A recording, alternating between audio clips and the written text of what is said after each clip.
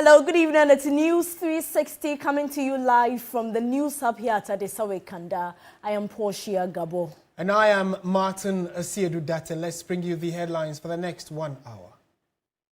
News 360 Headlines is brought to you by Flamingo Paint, Pepsodent Charcoal and Pepsodent Herbal, EcoBank.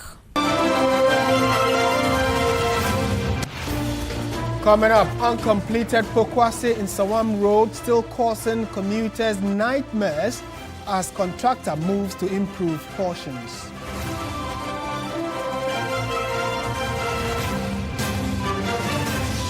And also coming up tonight, more than 50,000 first-year students of public tertiary institutions who applied for academic fee reimbursement yet to be paid.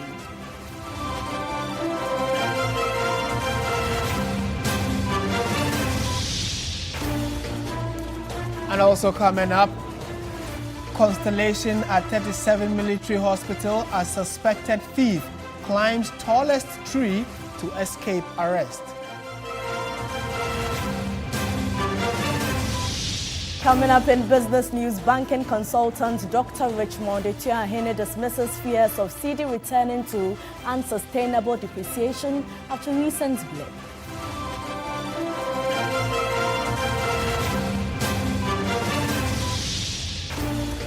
And on the international front, rescue workers in northern Nigeria are still searching for about 25 missing passengers after a boat accident in Sokoto State.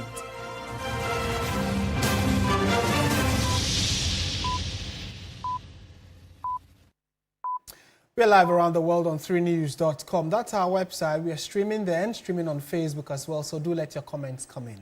The news now in detail, and the new Patriotic Party's latest amnesty announcement has got tanks wagging. The directive, according to the party, is aimed at rebuilding the party's base. But what notable figures does this directive possibly affect, and what does this mean for the NPP's future? Judith Brown takes a closer look at the details and implications. The new Patriotic Party is making a bold move. One aimed at healing old wounds, rebuilding its space, and preparing for the long road to 2028. This week, the MPP issued a sweeping amnesty directive, a policy that could reshape its internal politics and the broader opposition landscape. So what's in this directive? The MPP has granted a general amnesty to all members who were suspended or faced disciplinary action. Hence, any ongoing disciplinary cases against these members have been dropped, while those who were expelled or resigned from the party are now eligible to apply for reinstatement. However, there's a condition. Once reinstated, these members are barred from contesting any internal MPP elections for a period of 2 years. Additionally, party executives have been cautioned to stop arbitrary suspensions and to ensure that due process is always followed. Several notable figures are affected by this amnesty. Among those suspended during the 2015 party crisis are Paul Afoko, the former national chairman, and Sami Krab, the former second national vice chair. Their suspensions will be lifted under the new directive, though they will also face a 2-year ban on contesting internal elections following reinstatement. Additionally, members who forfeited their membership in 2023, many of whom supported Alan Tremanting's independent presidential bid, such as Yawabing Samwa, Hobson Adoye, Anohene Nto, and Boniface Abubakar Sadiq, must now apply for reinstatement and will be subject to the same election ban. And yes, Alan Tremanting himself could, in theory, return. The directive applies. But if he does come back, he will be barred from seeking any internal MPP post or flag bearership until at least 2027. For spokesperson for the Movement for Change, Solomon Owusu, this decision by the main opposition New Patriotic Party is insincere. Through the back door, you got to know that Mr. Alan Tremanting had declared that he would take part in election 2028 using a different vehicle. And so what did the party decide to do? Quickly put up a message just to sway the minds of the teeming support base of Mr. Alan Tremanting to, as it were, go back to the New Patriotic Party. That is all to it. It is not genuine, it is not sincere. Other high-profile cases include Dr. Nyahu Tamaklo, whose party membership status remains contested, but who could potentially be covered by the amnesty. The directive also extends to members who run as independent candidates following disputes with the MPP between 2020 and 2024.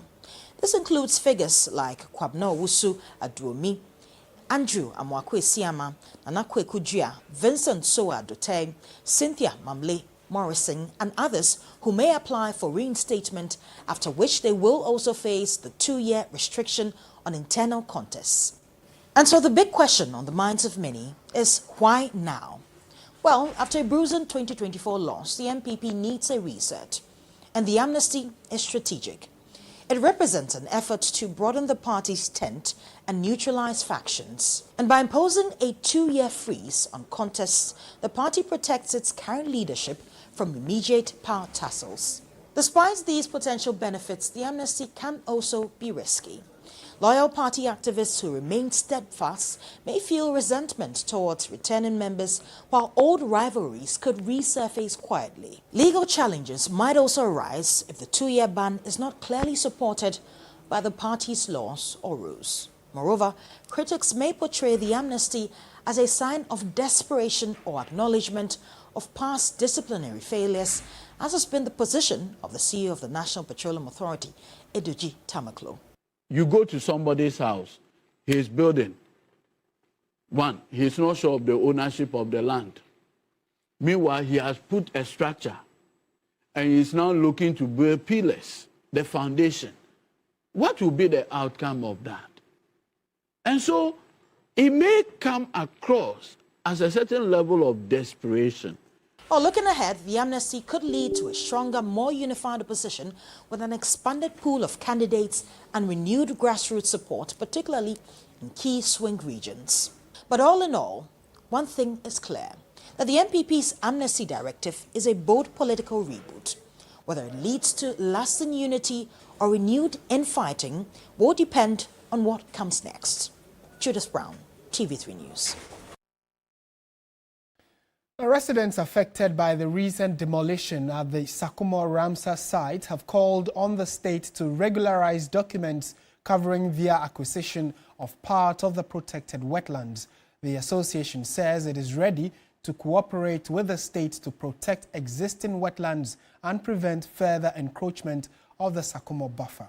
Here's a story by Stanley Nibleu. The Sakumo Ramsar site is one of 6 UNESCO protected wetlands in Ghana. It serves the dual purpose of holding water to cool the atmosphere during dry seasons while providing a habitat for migratory birds and key fish species. However, parts of the land have been encroached upon and developed by private individuals. Former Greater Accra Regional Minister Henry Quartey attempted to demolish structures to restore the wetlands' integrity, but faced stiff opposition. This year, the Greater Accra Regional Coordinating Council, led by the Minister Linda Akwele-Oklu, carried out 2 demolitions to curb perennial flooding linked to indiscriminate development in the enclave. Affected individuals counting their losses are now appealing to authorities to temper justice with mercy. The Residents Association says it is ready to work with the government to sanitize the area and protect the core wetland zone. We are begging for an opportunity to rectify the situation. In our earnest desire to contribute positively to both community welfare and environmental preservation, the Harbourview Resident Association is fully prepared to collaborate with the government and implement robust solutions to mitigate potential flooding occurrences and actively restore the wetland's ecological function. They also want government to regularize their stay on portions of the land while ceasing further sale of areas earmarked as buffer. Currently, the built-up areas translate to some 8,000 to 9,000 plots. We humbly recommend that the government consider the significant revenue potential that can be derived from regularizing structures located outside the core boundary. Meanwhile, this regularized portion should still be maintained as a Ramsar site to ensure compliance to environmental goals by all the various resident associations.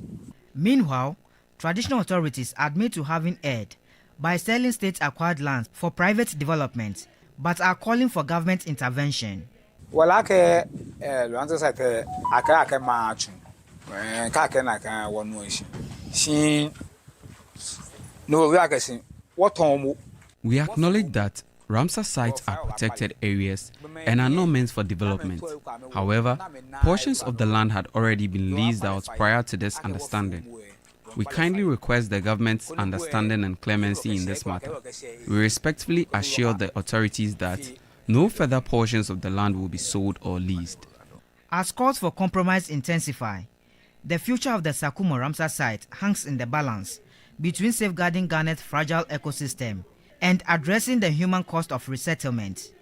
Stanley Niblew, TV3 News, Accra.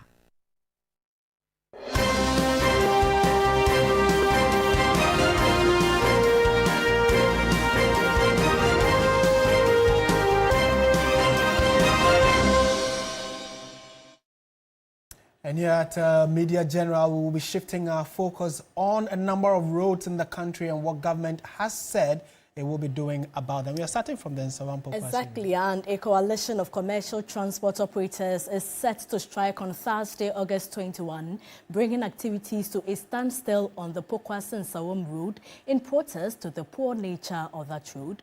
Despite drawing attention to the issue, the coalition claims government has not taken sufficient action to address the problem.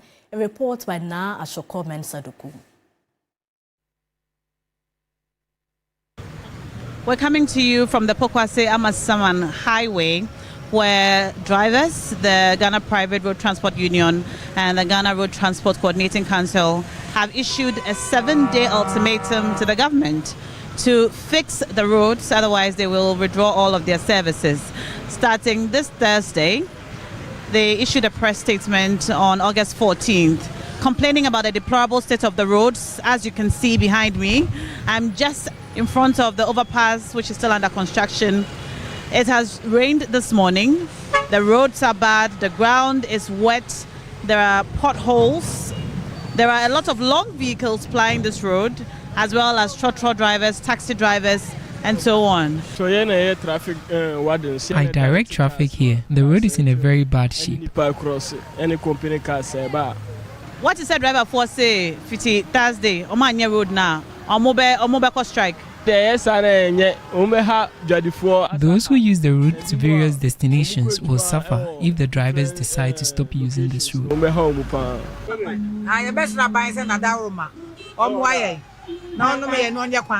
We plead with the government to work on the roads. It will really help both the drivers and the traders. We will leave the road when the road is fixed.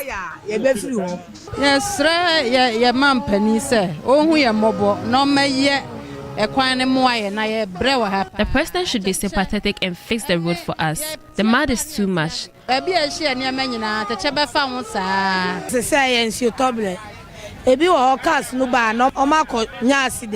are in the rainy season. Some drivers are getting involved in accidents due to the condition of the road. Yeah, I think the road is very bad because especially when it rains, the road is very bad, and I think the government has to do something about it because when it rains like this, the vehicles moving in and out, sometimes they get stuck on the road. I normally pay 10 cedis, yes. It used to be 7 cedis, right? 7 cedis, exactly, yeah.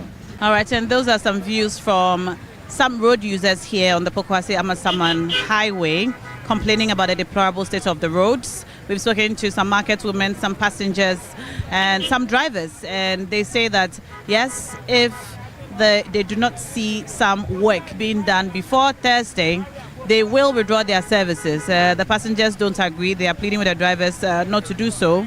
But the one thing that runs through, that everyone here is asking for, is for the roads to be fixed as soon as possible. Nashako, coming to you from the Amasaman Pokwase Highway. Let's go to the presidency now. President John Dramani Mahama has granted amnesty to 998 prisoners across the country following recommendations by the Prison Service Council and consultations with the Council of State.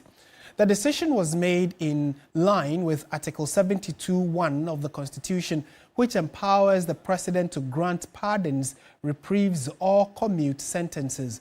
out of the total of 1,014 cases recommended, 998 prisoners were approved for release or sentence reduction. The beneficiaries fall under specific categories, including first-time offenders, the seriously ill, elderly convicts, nursing mothers, and inmates serving death or life sentences. So this was contained in a statement signed by Felix Kwachi Ofosu, who is the Minister in charge of Government Communications and spokesperson for the President. Let's take you through the specific individuals or convicts who are likely to benefit from this amnesty. So you can see that first-time offenders, and that's a whopping number of 787 individuals as first-time offenders are currently in prison. The President is granting them amnesty. Those on death sentence, or those who have been sentenced to death, which is to be commuted to life imprisonment, make up about 87 of them. Then we have people who are on life sentence, which is to be commuted to 20 years definite term. There are 51 of them. Persons who are seriously ill are 33 in number. And that is part of the 989 individuals benefiting from the President's amnesty. The rest are persons who are 70 years and above, irrespective of what offense they committed. So far as they are 70 years and above, the President is saying they can get his amnesty. They are 36 in number. Nursing mothers currently in prison, there are 2 of them. And then those who have put in specific petitions that have been considered by the President and being granted amnesty are 2. So that's the story that came from the office of the President earlier today.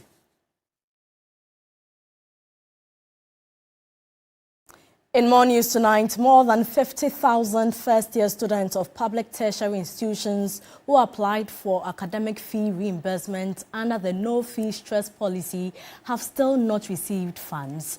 As of the first week of July, government had reimbursed the fees of some 49,000 first-year students out of the over 140,000 applicants who applied through the portal. A report by George Queenan. Out of the over 140,000 applicants who accessed the portal, a little over 49,000 first-year students have been reimbursed, leaving the fate of more than 50,000 students hanging. It appears government justification of reimbursing funds after validation is taking forever. The policy, which was a key campaign promise by President John Dramani Mahama, aims to ease the financial burden on tertiary students, their parents, and guardians while enhancing access to higher education. Solomon Spencer, although skeptical, is still hopeful of becoming a beneficiary of the policy, just like his other colleagues who took the first shot following the opening of the portal in July. Though a late applicant, he expects to be reimbursed to enhance his pursuit for higher learning. 20-year-old Judah Mensah, on the other hand, is one of the many first-year students whose fees have been reimbursed under the no-fee stress policy. He is pursuing economics, information studies, and theatre arts. More than a month into payment, he has exhausted virtually everything. But he tells me it was for a good cause, unlike others who want to keep it for next year's academic fees. It's finished. It's finished within 1 week. I was not having any money to change my phone and start doing good content. And as an economics student, I use some of the money to invest into clothes, like this clothes I'm wearing like this. Yeah, that's what I sell on campus. Most students really don't have money on campus, and most students are trying to start a business, but didn't have the funds to start. So if the government has decided to return our fees to us, then people are ready to start their business. Yes, if only they are thinking rationally as a student. His roommate is finding it difficult to access his funds, although he applied. Most of the students did mistakes when applying. Some people change their Ghana card ID and certain things. That's why I'm sure there is a delay. The deadline for submitting applications under the policy for the 2024-2025 academic year was August 7. This was an extension of the original deadline of July 31. Well, let's go to the portal and assess the current state of it. And so this is what it looks like. So this is the portal. Apply for no fee stress, reimbursement of fees, apply for a loan. Okay, so we're actually trying to see if we can apply for the no fee stress. So this is under scheduled maintenance. Clearly, it's out of service now. So no student is eligible to access the portal as it stands now.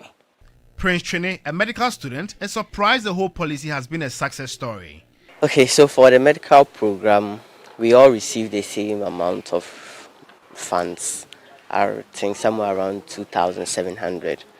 And whether fee paying or regular, it was the same. I don't know why it was done that way, but that's what we did receive. I told my parents about it and they asked me to keep it. So are you sure the money is intact? Oh, why not? You not sure? I've chopped it, don't worry. He has equally spent everything, which was more than 2,600 cedis. A lot of people had their accounts pending, so they went to the computer systems. They have the no fee stress office here, and they told them it was because of some challenges they had in selecting their programs. So when you open the portal, there are a number of programs that you see. So even for medicine or computer science, there are 1 or 2 programs, and when you pick one, it's leading you to the right path. The other is resulting in the pending situation. It looked like a hoax until some students actually showed receipts of reimbursement of their school fees. Hopefully next year, the story might change. More students would now apply. George Queenan, TV3 News, University of Ghana, Accra. And joining us on phone is Director of Corporate Communications at the Student Loan Trust, Obin Ajimnim Boatin. Thank you so much for your time. Now, first of all, our findings reveal that more than 50,000 first-year students who applied for the academic fee reimbursement under the no-fee stress policy have not been reimbursed. It's more than a month after this application, and they're getting agitated. What exactly is the challenge?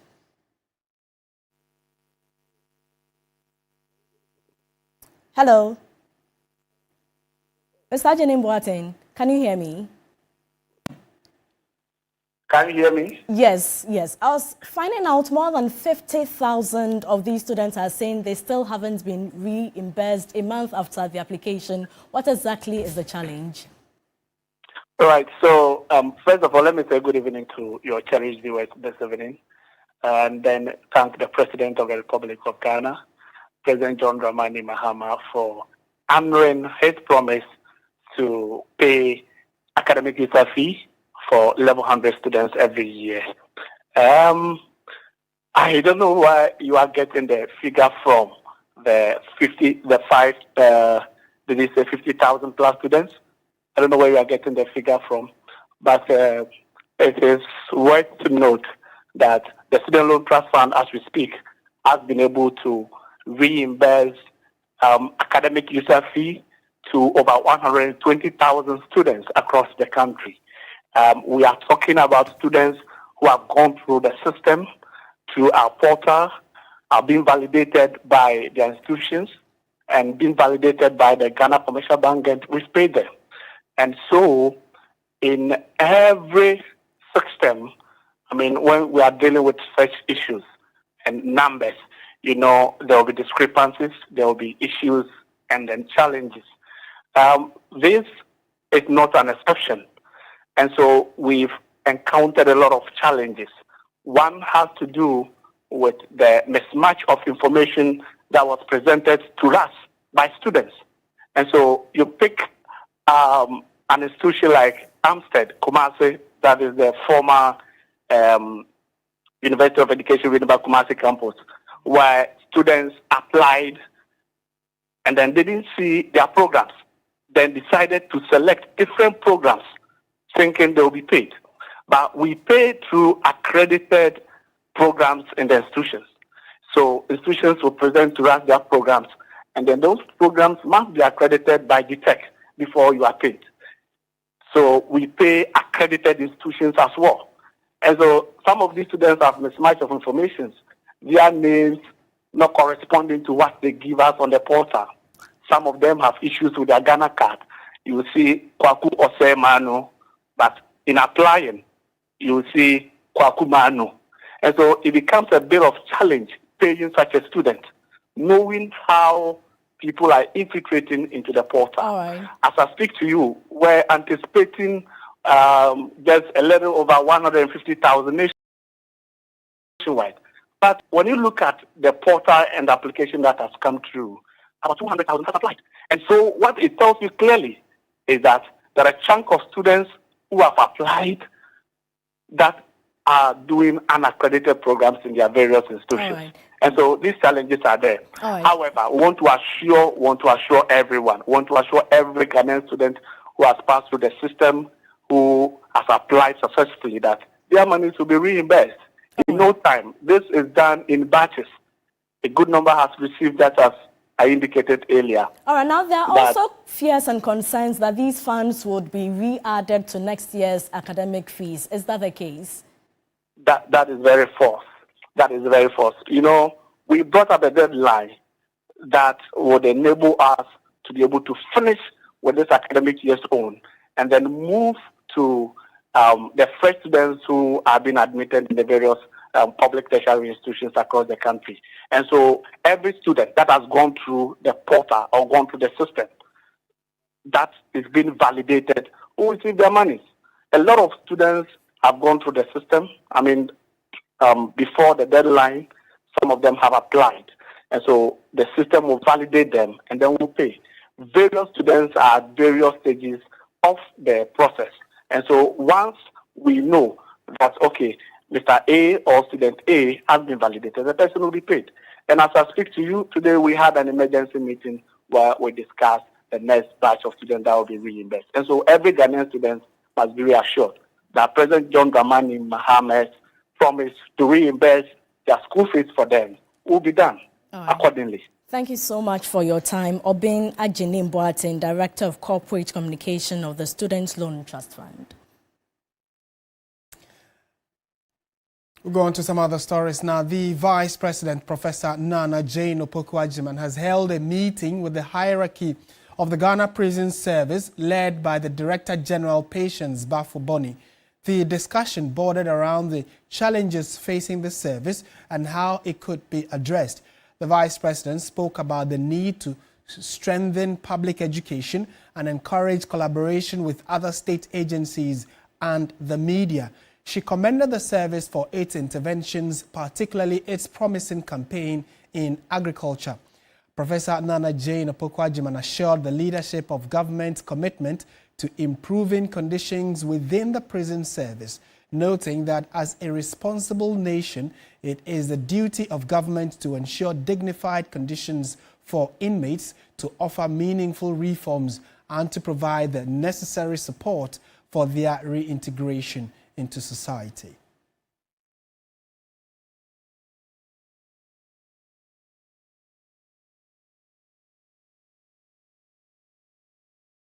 In more news tonight, a suspected male thief held security personnel on guard for close to 8 hours in the early hours of Monday while he took a nap on the tallest tree around the 37 roundabout in a bid to escape arrest. The man, whose identity is not known, was caught attempting to steal a banner on a billboard. It was an unusual scene at the 37 Military Hospital roundabout in Accra Monday dawn, the kind that drew curious glances and whispers. Around 1 a.m., a joint team from the Ghana Police Service and the Ghana National Fire Service responded to a situation. A man believed to be attempting to steal a banner from a billboard fled, not by running, but by climbing up a tall tree nearby to avoid arrest. According to eyewitnesses, the man perched himself right at the top and for nearly 7 hours refused to descend. Not even flashing lights, sirens or gentle persuasion from the security personnel could convince him to calm down.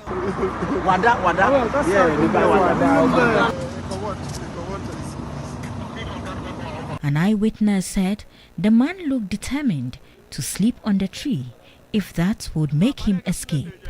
By around 7:30 a.m., as the crowd thinned and security personnel had left the scene, after fruitless attempts to arrest him, the suspect quietly descended and vanished before anyone could stop him. Witnesses claimed he appeared to be holding a weapon, so no one dared approach him.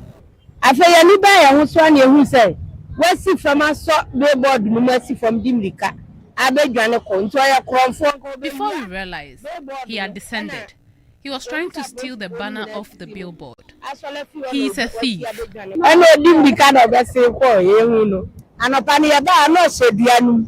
I don't be good or be police was no my way on Pesabia on betting. The crowd was massive and the police was also ready to pick him up. But he refused to descend. He waited until the police left and he ran off. Into your cry, pine confu. Mamma and this are by Fuminaja. Wako, a within on to me, Sunny, I saw your soul be real. They bother in our police for share. I actually thought it was a witch that had been caught up in the tree until he descended and ran off. It's still unclear why the attempt to arrest him was abandoned. For close to 8 hours, he perched on the tree like a human bird in hiding, escaping from justice with a smile. But there's a saying, every day for the thief, one day for the master. Sarah Apenko, TV3 News, Accra. Still watching News 360 on TV3, you want to share. Right, we'll be back with business, sports and entertainment. Stay with us.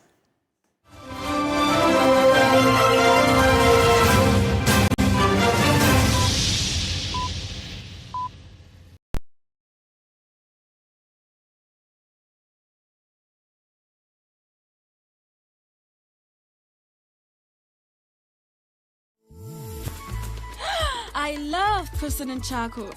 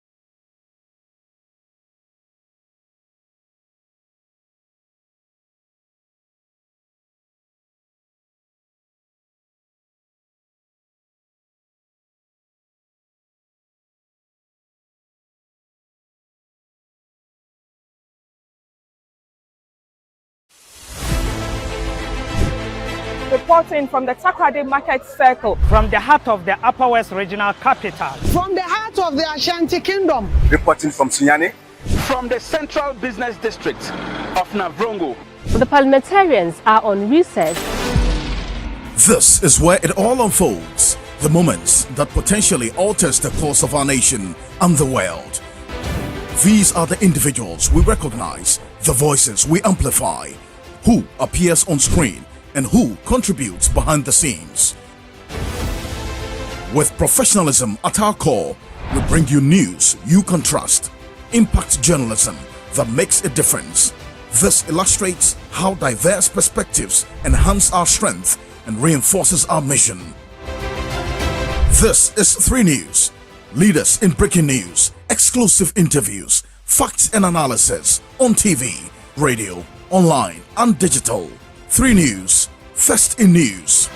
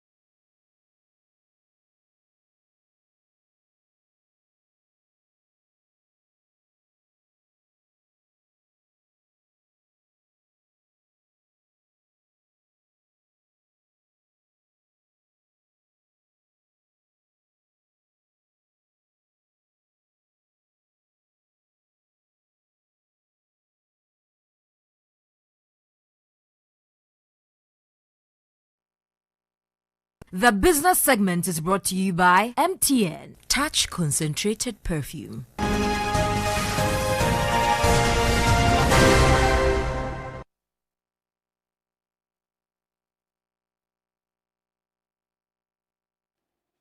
Hello there, good evening. Welcome to the business segment here on News 360.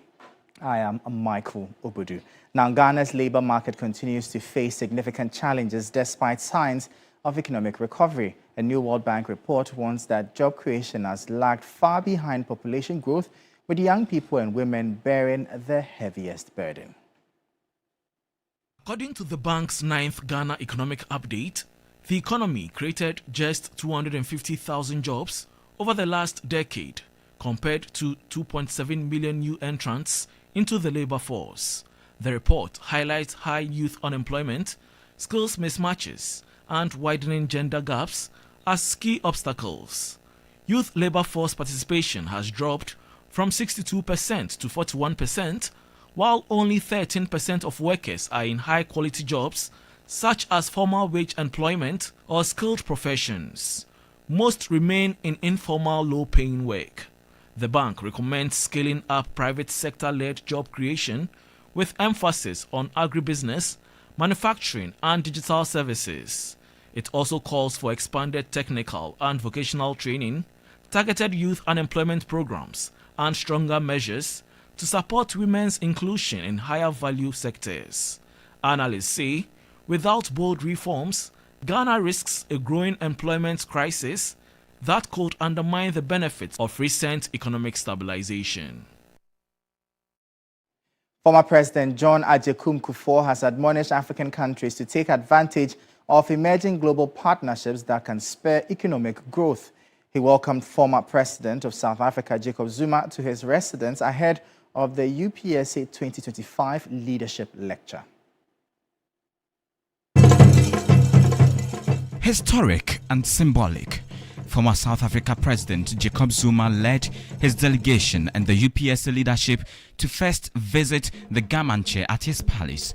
A rich cultural display unfolded to receive the dignitaries, libation poured, and a special welcome followed with due homage paid to King Takichuru II. We are hoping that next year it should be possible to see mutual exchange of visits also from Ghana to South Africa to interact with traditional rulers from South Africa.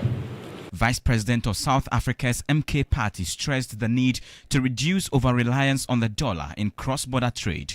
Heavy reliance on the dollar has led to a situation whereby African countries, in particular, continue to depend on Western countries as if we can't stand on our own.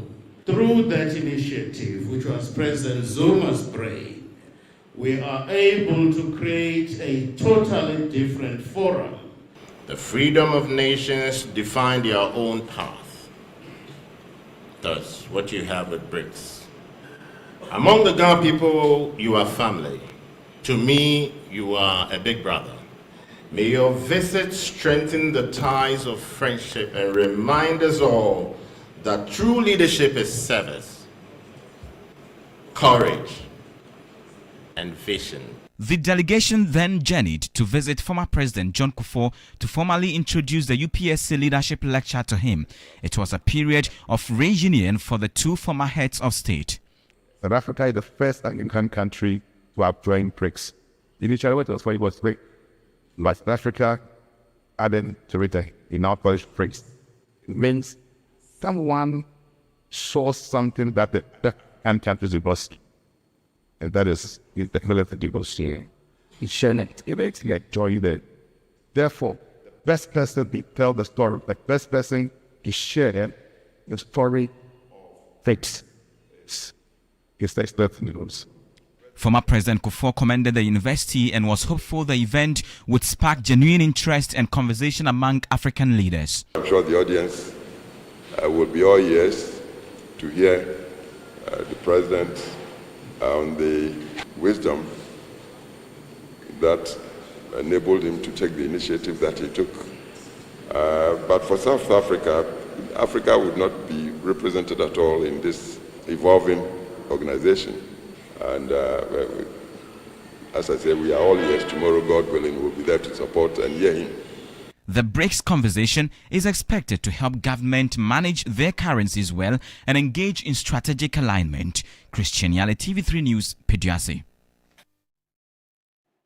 Banking consultant Dr. Richmond Itiahene has downplayed concerns that Ghana is headed back to an era of steep and unsustainable cedi depreciation. The local currency depreciated last week, rising to about 10 cedis 81 pesos from the long-time 10 cedis 30 pesos average. But Dr. Itiahene maintains that the recent slip is only a temporary blip and does not signal a reversal of the gains made so far this year. Bank of Ghana has got so much reserves, although the World Bank and the IMF is currently speaking against that. But you see, once upon a time, our import cover was 1.6 months.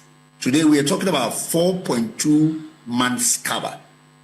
So it means that Ghana has gone a long way creating the stability of the currency. So for me, the marginal depreciation does not actually worries me much, because we have what to do to intervene, and we got to intervene. Those who are saying that intervention is too much for us, I mean, we have come from less than, I think, $1 billion reserve, and we're talking about 11.1.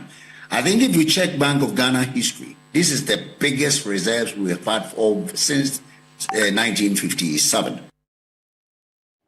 The Association of Ghana Industries, AGI, is calling for a comprehensive review of the banking sector's debt recovery regime to improve loan repayment and unlock credit for businesses. Non-performing loans currently exceed 20%, prompting banks to scale back lending to the private sector. Speaking to 3 Business, Greater Accra Regional Chairman of AGI, Chuna Makpelo, said pragmatic reforms are urgently needed to ensure businesses can access the financing required to sustain operations and drive growth. If you recall, in the days of savings and loans and financial house and so on, UT, financial services and so on, they're able to recover as high as 96% and so on. The question is, how are they able to do it? And those days, the loan was so expensive. I mean, 6% per month, but they were still able to recover so much. It means that the loan recovery regime at the time was effective and useful. Typically, most human beings by nature are not willing to pay the same rate as they are willing to collect. And so there has to be a lot more effort in making sure that the loans are recouped. I recall those days that UT officials from these financial institutions who can actually even come to your church, and then at the end of the day, they're able to get the money paid. My thinking is, why don't you relook at the regulations in place for loan recovery and loan repayment to ensure that we minimize the bad loan phenomenon and expand a lot of access to the many more people who need the loan. And that'll be all for the business segment here on News 360. I am Michael Obudu. Thank you for watching. Up next is sports, but before that, we'll bring you updates on the currency and commodities market.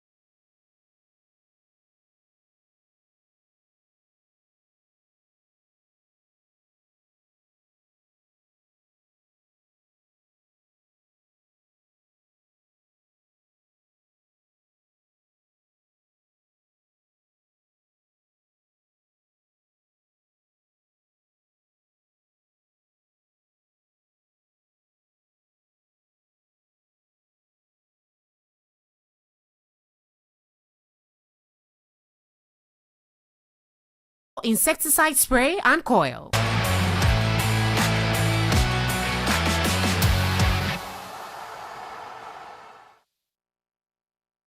Hello, good evening and welcome to the sports segment here on News 360 with me, Oreku Ampofo. Let's start off with our first story where Bournemouth forward Antoine Semenyo was recently abused in the Cherries tie against Liverpool in the first half of the Premier League opener against Liverpool in the Premier League. Now, police have banned the 47-year-old man who hails from Liverpool from football games in the United Kingdom as things do stand. My colleague Andrew Sefa-Banfo has more in the following report.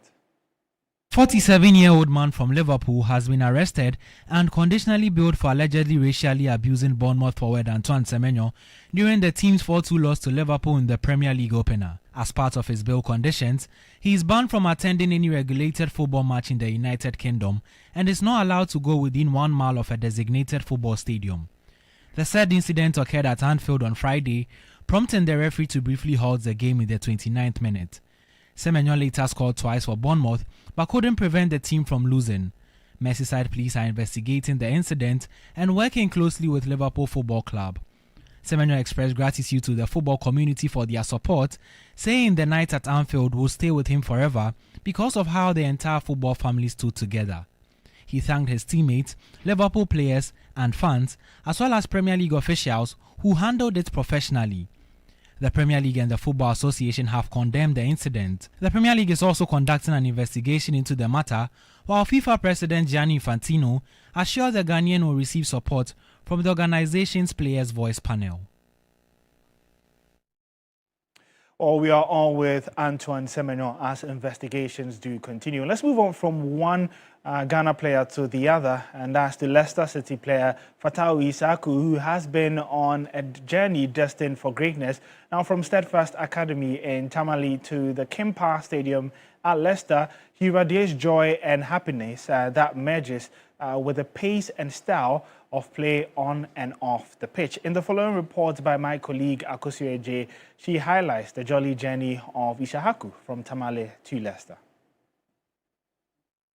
After winning Player of the Tournament at the 2021 U20 African Cup of Nations, Abdul Fatawu Issahaku was destined for global stardom. His shooting skills, pace, and sheer joy on the pitch made him a standout. The former Steadfast Academy player embarked on a journey cruising through Ghana Premier League side Dreams FC before signing a 5-year deal with Sporting CP in 2022. However, after 2 years, his progress began to stall. He was, as a result, moved to the Sporting CPB side. Seeking a fresh start, Fatawu moved to Championship side Leicester City. 40 games and 6 goals later, Leicester were back in the Premier League. This move was a testament to hard work, dedication, and the power of dreaming big from a Tamale boy who once wept when his team lost regional championships to a player helping his club return to top-flight football. Transitioning from Steadfast Academy in Tamale to Leicester City became a beacon of hope for young Ghanaian footballers. In 2024, Fatawu made one of the biggest sacrifices of his career, choosing between cementing his position at the King Power Stadium or making his AFCON debut with the Black Stars of Ghana in Côte d'Ivoire. He chose the former and got exactly what he wanted. He became one of the most admired players at Leicester City and earned a permanent transfer. Former Leicester City player Gary Lineker raved about Issahaku's influence, sharing how he and his family would lament whenever Fatawu wasn't in the lineup. He simply described the Ghanaian as special. Shay Given, former Manchester City goalkeeper turned pundit, also lauded Issahaku as a special talent. But how do you announce the transfer of one of the most cheerful players in football? Well, you produce music and a video to unveil him.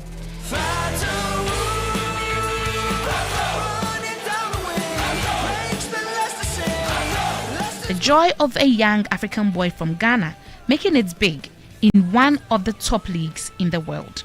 One thing stands out about Fatawu. He may not be the best player in the world, but no one comes close to the premium he places on playing with joy. His dance videos and other content on social media radiates happiness. That same joy carried him through a tough rehabilitation journey following an ACL injury that sidelined him for most of 2024-2025 season. Yet, nothing could wipe the smile off his face. He has returned from injury, now back in the championship, but still full of hope and energy that he can return to the Premier League once again. Fatawi Shahaku's impact may not have won a Premier League trophy, but it marked a time when a boy with a dream could live his black boy joy. Well, that's how we wrap up the sports segment here on News 360. You can get some more stories on our social media handles at 3sports. My name is Oreko Ampofo.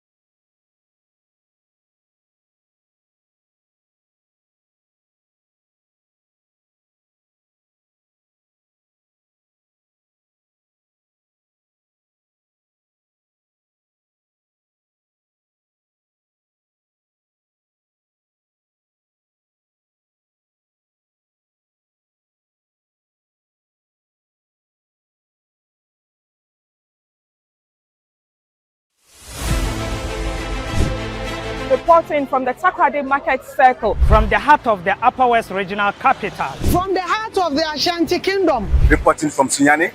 From the Central Business District of Navrongo. The parliamentarians are on recess. This is where it all unfolds. The moments that potentially alters the course of our nation and the world. These are the individuals we recognize, the voices we amplify, who appears on screen and who contributes behind the scenes. Entertainment.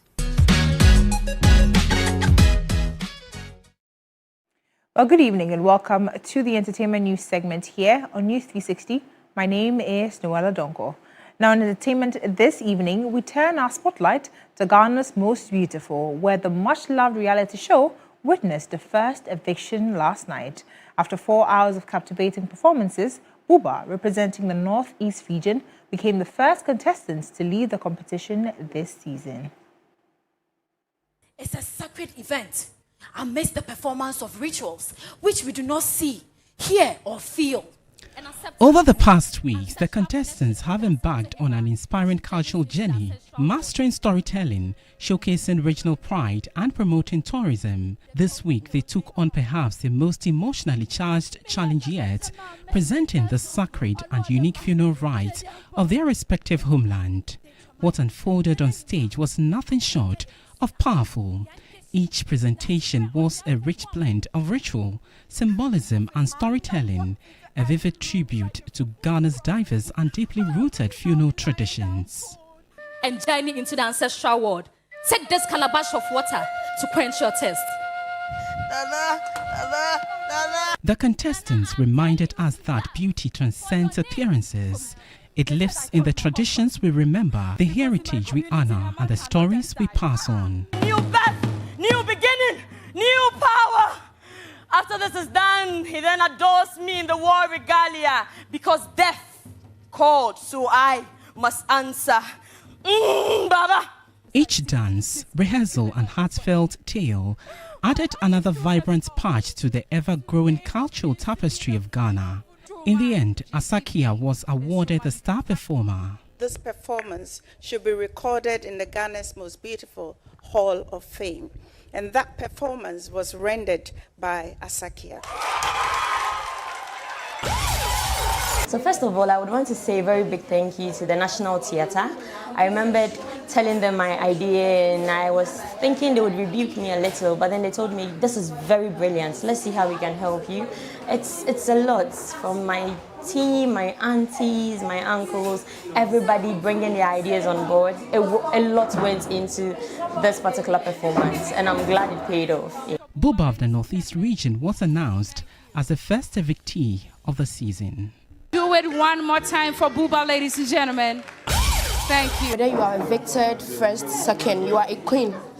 Imagine the whole region. You are able to pass through the audition, the medicals. You've come, you've learned, you've represented them, and yes, of course, I am a queen already. I know that sometimes they say it's not just about the crown, but what keeps you going after you are evicted, or what keeps you going, what you have learned, what you have taken from the house.